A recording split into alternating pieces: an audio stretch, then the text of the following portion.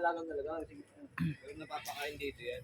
Kawawa naman. Mayroon Ay, kasi yung wala siyang bahay. kawawa naman. Dapat mapadala sa shelter to. So sa ngayon, ulan puno.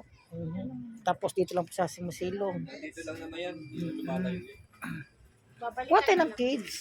Babalikan na lang. Yan, eh. Hmm? Babalikan. Baka ma-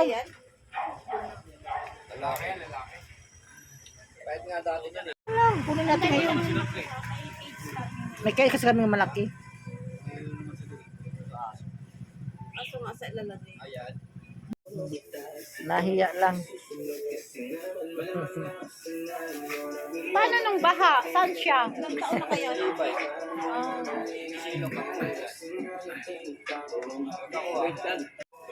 Baka sa kanila. Mahalagaan nila yan. Bulldog. Bulldogs. Bulldog pangalan niya.